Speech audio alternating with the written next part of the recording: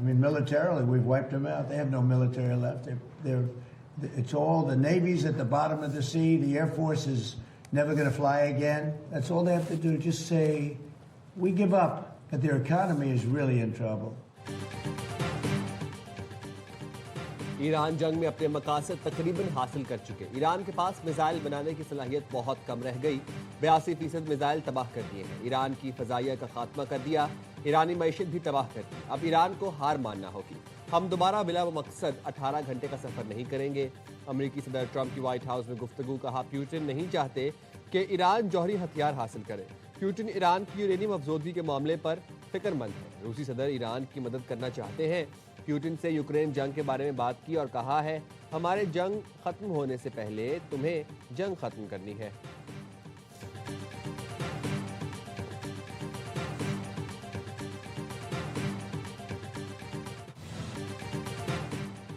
America के सदर Donald Trump ने मुज़ाकरात से मुतालिक ईरान की तजावीज़ मुस्तरद कर दी हैं। एटमी प्रोग्राम खत्म करने तक ईरान की नाकाबंदी जारी रखने का ऐलान। एक्सियोस को इंटरव्यू में बताया, अमेरिकी नाकाबंदी से ईरान का शदीद दम घुट रहा है। ये नाकाबंदी ईरान पर बमबारी से ज्यादा मौसर है। मुआहदे पर राजी होने तक ईरान की नाकाबंदी जारी रहेगी। ईरान से ऐसा मुआहदा चाहते हैं जिसमें एटमी प्रोग्राम पर अमेरिकी खदशात दूर हों। सदर ट्रंप ने ऑयल कंपनीज के हुकाम से मुलाकात की और नाकाबंदी में तौसीह पर तबादला ख्याल किया। व्हाइट हाउस हुकाम ने बताया, ईरान की नाकाबंदी कई माह तक बरकरार रह सकती है। रॉयटर्स का कहना है, नाकाबंदी में तौसीह ईरान पर मुआहदे पर मजबूर करने की हिकमत अमली है।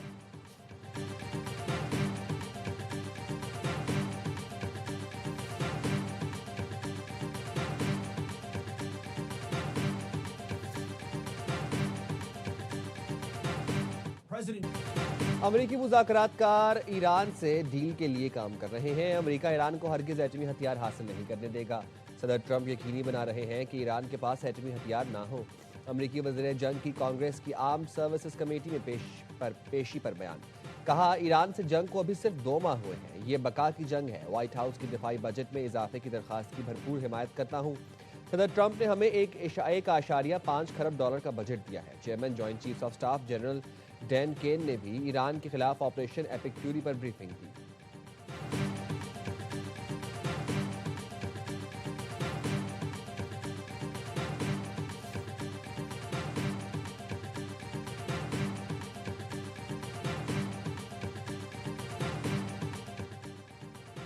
गैर हकीकी और गलत मशवरे फैसलों का हिस्सा बन रहे हैं। 3 दिन में कोई कुआं नहीं फटा। अगले 30 दिन भी तेल के कुओं से पैदावार जारी रहेगी। ईरानी स्पीकर बाकिर कालिबाफ का अमरीकी हिकमत अमली पर सख्त रद्द अमल। अमरीकी इंतजामिया को सेक्रेटरी खजाना बीसेंट से फजूल मशवरे मिलते हैं। ऐसे लोग नाकाबंदी के नजरिए को आगे बढ़ा रहे हैं, जिससे तेल की कीमतें $120 तक पहुंच रही हैं। तेल की कीमतों का अगला स्टॉप $140 तक जाएगा। इससे पहले सदर ट्रंप के बयान पर रद्द अमल देते हुए स्पीकर कालिबाफ का कहना था, ट्रंप इक्तिसादी दबाव, दाखिली तनाज़ात को हवा देकर ईरान को मुआहदे पर मजबूर करना चाहते हैं। दुश्मन का मंसूबा है मुहासरे और मीडिया के जरिए ईरान को अंदर से कमजोर किया जाए। ईरानी अवाम जान ले, दुश्मन की नई चाल का तोड़ हम आहंगी बरकरार रखने में है। जो भी इख्तलाफात को हवा दे वो दुश्मन के एजेंडे पर चल रहा है।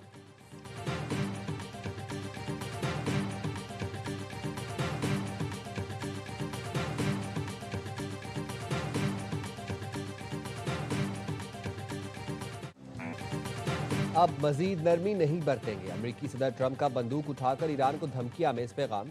ट्रुथ सोशल पर अपनी एआई तस्वीर शेयर करके लिखा, ईरान अपने मामला दुरुस्त अंदाज में संभालने में नाकाम है। लगता है ईरान को गैर जौहरी मुआहदा करना नहीं आता। ईरान को जल्द समझदारी का मुजाहरा करना होगा। सदर डोनाल्ड ट्रंप का जर्मनी से अमेरिकी फौजियों को वापस बुलाने का इंडिया। कहते हैं अमेरिका जर्मनी में अपने फौजियों की तादाद कम करने पर गौर कर रहा है। जर्मनी में अपने फौजियों की तादाद कम करने का फैसला जल्द किया जाएगा।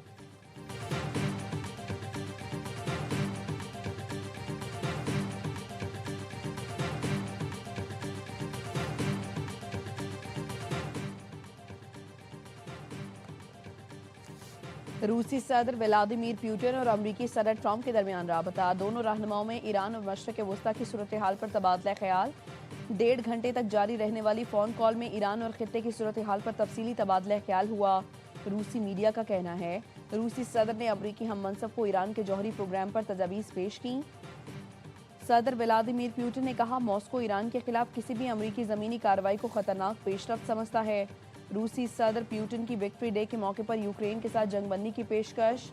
अमरीकी सदर ट्रंप की जानिब से रूसी सदर की तजवीज़ की हिमायत। खबर एजेंसी के मुताबिक 9 मई को रूस में नाजी जर्मनी पर सोवियत यूनियन की फतह का दिन मनाया जाता है। सदर पुतिन ने सदर ट्रंप से गुफ्तगू के दौरान जंगबंदी पर आमादगी जाहिर की।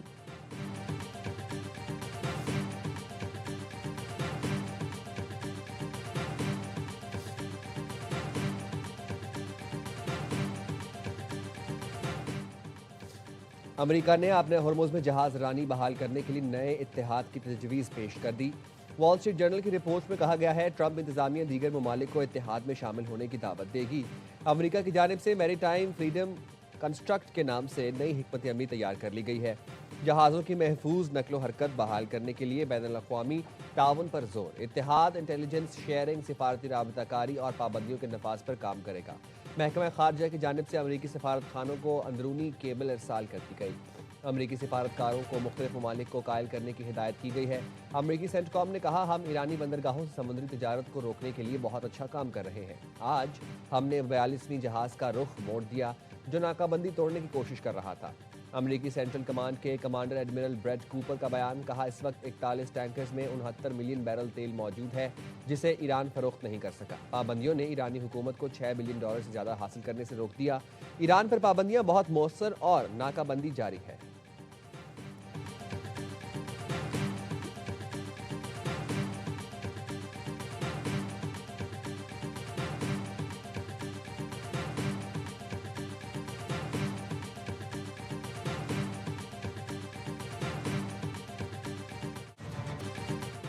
आप नए हुर्मुज़ पर नाकाबंदी तवील होने की खबरें। बैनुल-अक़वामी मार्केट में खाम तेल की कीमतें बढ़ने लगी। लंदन ब्रेंट खाम तेल महंगा होकर $118 फी बैरल का हो गया। अमरीकी वेस्ट टेक्सास खाम तेल की कीमत बढ़कर $105 फी बैरल हो गई। मुत्तहिदा अरब इमारात के बाद मजीद ममालिक का ओपेक से निकलने का इम्कान बढ़ गया। रूसी मीडिया ने साबिक इमाराती सिफारतकार का हवाला देते हुए बताया, कई ममालिक ओपेक छोड़ने पर गौर कर रहे हैं।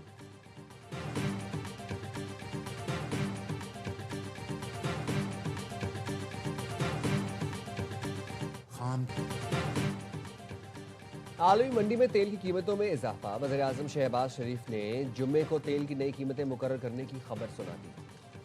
काबीना इजलास से खिताब में कहा, ईरान अमरीका जंग के बायस खाम तेल की कीमतें बढ़ गई हैं। इंतहाई मुश्किल वक्त है, लेकिन दूसरे मुल्कों की तरह पाकिस्तान में कतारें नहीं लगी। जुम्मे को तेल की नई कीमतों का तयन किया जाएगा।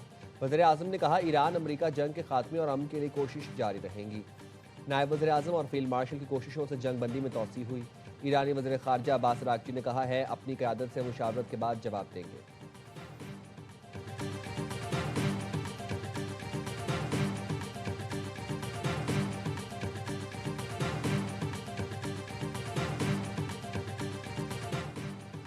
ईरान का अफजूदा यूरेनियम अस्फहान साइट पर मौजूद हो सकता है। अक़वाम मुत्तहिदा की जौहरी एजेंसी के सरबराह राफेल ग्रोसी का इंकशाफ। कहा, ईरान का अफजूदा यूरेनियम मुमकिना तौर पर अब भी अस्फहान के जौहरी कॉम्प्लेक्स में मौजूद है।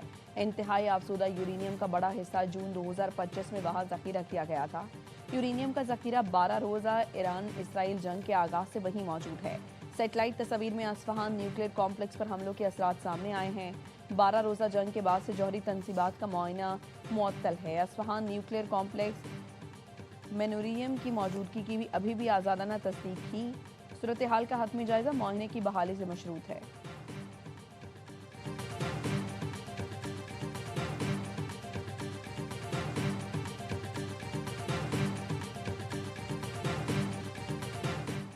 स्टेट बैंक का अपना घर स्कीम के लिए इकदाम। बैंकों को हाउसिंग कर्ज की मंजूरी 15 दिनों में मुकम्मल करने की हिदायत। बैंकों को कर्ज की दरखास्तें फौरी निपटाने के लिए नए कवायद जारी। घरेलू आमदन के मुताबिक कर्ज देने की नई शर्त नाफिज कर दी गई। 50 लाख तक की जायदाद के लिए अंदरूनी वैल्यूएशन की इजाज़त। इससे ज़ायद की प्रॉपर्टी के लिए मंजूरशुदा वैल्यूएटर लाजमी करार।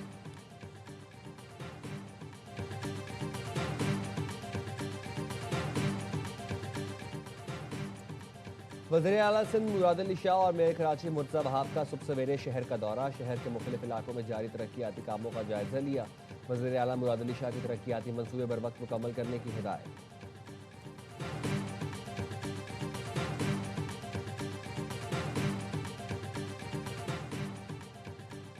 सेक फॉर जस्टिस का भारत में खालिस्तान रेफरेंडम के लिए वोटर रजिस्ट्रेशन शुरू करने का ऐलान। मरकजी रहनुमा गुरपतन सिंह पन्नू ने कराची प्रेस क्लब में वीडियो लिंक के जरिए प्रेस कॉन्फ्रेंस में कहा, वोटर रजिस्ट्रेशन का अमल गुरुद्वारों के जरिए शुरू किया जाएगा। रजिस्ट्रेशन का आगाज दिल्ली, हिमाचल प्रदेश और हरियाणा से होगा।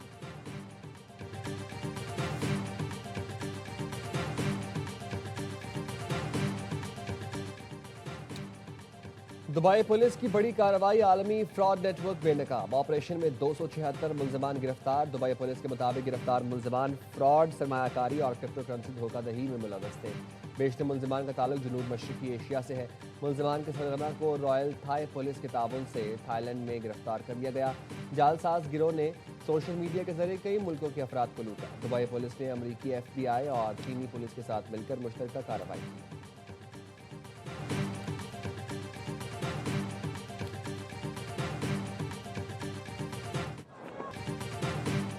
हैदराबाद ने मुल्तान को HPL PSL 11 से नॉकआउट कर दिया। किंग्समैन ने पहले एलिमिनेटर में सुल्तान्स को 8 विकेट से आउट क्लास कर दिया। कदाफी स्टेडियम में 107 रन का हदफ, हंसते खेलते 16वें ओवर में 5 लगाया।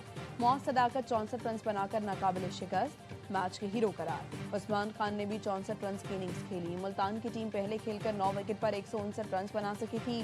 शान मसूद की 46 गेंदों पर 69 रन की इनिंग्स रहेगा। फाइनल में रसाई के लिए हैदराबाद की टीम जुम्मे को इस्लामाबाद से 2-2 हाथ करेगी। इवेंट के तमाम मैचेस देखिए स्पोर्ट्स पर बराह रास्त।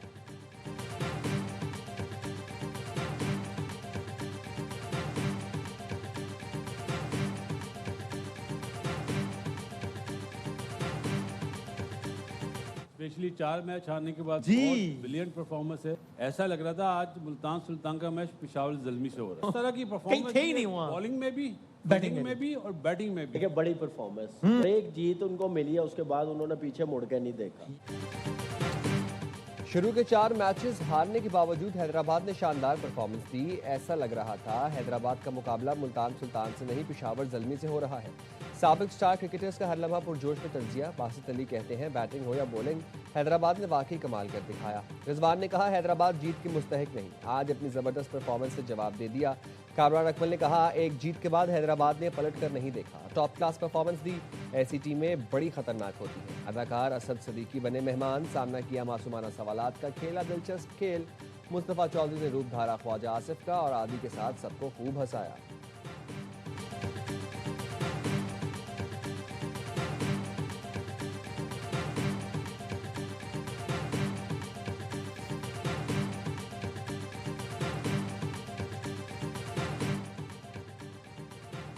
और एशियन पेच गेम्स में पाकिस्तानी पहलवानों ने धाक बिठा दी। इनाम बट और असदुल्ला पहलवान ने सिल्वर मेडल सीने पर सजा लिए। सानिया चीन में खेले गए इवेंट में दोनों ने आला मयार की कारकर्दगी पेश की। बस किस्मती से फाइनल न जीत सके। पाकिस्तान ने रेसलिंग में 2 चांदी और कबड्डी में कांसी का तमगा हासिल किया।